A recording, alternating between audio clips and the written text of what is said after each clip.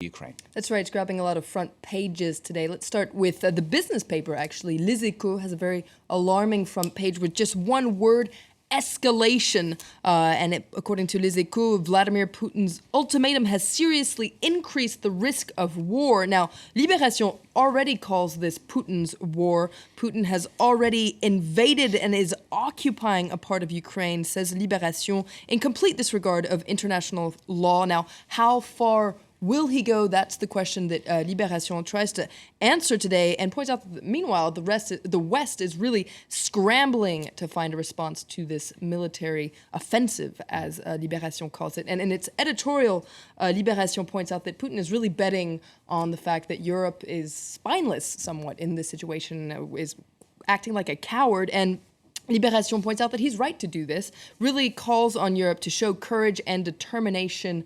It can't let this show of force, it can't accept this show of force that goes against everything that Europe stands for. Now, Le Figaro also calls Europe's reaction so far very symbolic, and on its front page, it talks about how Russia is really settling down in Crimea while Europe is hesitating. Now, an article in Le Monde that you pulled out is focusing on what Putin's ambitions might be beyond Ukraine. That's right. Le Monde says that Comrade Vladimir is feeling very nostalgic about the Soviet Union. Now, according to Le Monde, what's happening in Ukraine is a Cold War act, and this should come as no surprise because, after all, Putin is a man of the Cold War, and that's exactly what's happening here. The Cold War is not over for Putin, according to Le Monde, and this is something the West has not yet understood, and that's why they let him get away, for instance, with the events in Georgia, in 2008. Something totally different. Another big story in the French press today, a scandal that is shaking the opposition UMP party here in France. That's right. Now, this all started last week with Le Point, which must be said is a conservative magazine. Yeah. Now, Le Point says it has proof that the UMP leader, Jean-François Copé, you can see him there on the front page of Le Figaro, well, they say that they accuse him of corruption, actually. They say that, Le Point says it has proof that he allowed a business that's run by friends of his to overcharge the party during Nicolas Sarkozy's failed election bid in 2012. Now, yesterday, Copé hit back in a press conference. He had very harsh words. He said that he was the victim of a public lynching. He likened it to the Inquisition. He says he's in a lot of Very trouble similar. here. Now, Copé offered to open up the accounts of the UMP for public inspection so long as other parties do so as well. And on top of that, he vowed to introduce a parliamentary bill to make such transparency a legal requirement in the future. So Le Figaro says that Copé is upping the bid here.